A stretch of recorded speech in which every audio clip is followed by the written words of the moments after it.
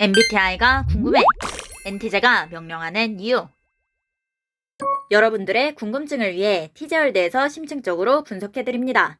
왜 저 사람은 자꾸 지시하지? 꼭 본인이 리더가 되어야 하나? 명령하는 걸 좋아하는 거 아니야? NT제가 지시하는 이유, 지금부터 심층적으로 분석해드리겠습니다. 티제월드 구독 꾹! 좋아요, 꾹!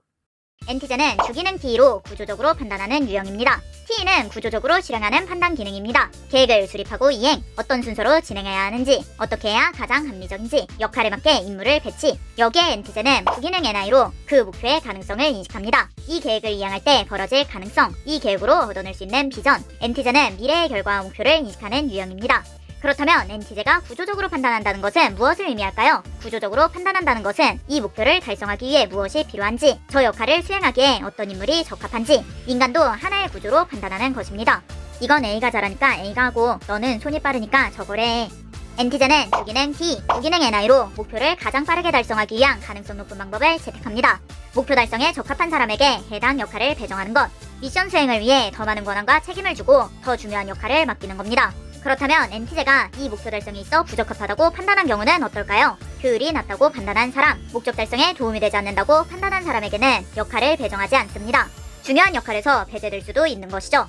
여기서 재밌는 점, NT제가 의식적으로 내가 명령할 거야 라고 생각하고 행동하는 것이 아니라는 것입니다. 주기능은 숨 쉬듯 자연스럽게 사용하는 기능, 사람이 숨을 쉬면서 지금 산소를 들이마셔야겠다 라고 생각하지 않는 것처럼 NT제도 구조적으로 판단하는 것을 특별한 행동이라고 느끼지 않습니다. T, 외부 논리 판단, 구조적으로 목표를 설정하고 이행하는 것이 자연스러운 것입니다. T가 자연스럽지 않은 다른 유형들이 보면 왜 저렇게까지 지시하지? 지가 뭔데 이래라 저래라 하지? 라고 느낄 수 있지만 NT제 입장에서는 목표를 달성하기 위해 역할을 배정했을 뿐입니다. 권력을 행사하기 위해 명령하는 것이 아니라 목표를 달성하기 위해 구조를 짜면서 역할 배분과 지시가 자연스럽게 나오는 것. 목표가 있는데 역할 배정을 안 하는 게 더 이상한데? 오히려 NT제 입장에서는 누가 무엇을 할지 정하지 않고 역할도 없이 움직이는 것이 더 이상하게 느껴질 수 있는 것입니다. NT제는 목적을 판단하고 구조를 만들고 역할에 맞게 사람을 배치합니다. 그리고 그 구조가 실제로 작동하도록 이행합니다. 그 결과 자연스럽게 역할 체계가 형성되고 그것이 다른 사람들에게는 지시나 명령처럼 느껴질 수 있는 것입니다. 그럼 NT제는 대장이 하고 싶어서 명령하는 게 아니라는 거야? NT제는 주기능 T로 구조적으로 판단하고 부기능 NI로 목표의 가능성을 인식하는 유형. 그 과정에서 자연스럽게 역할이 나뉘고 사람이 배치되며 진두지휘하게 되는 것이다.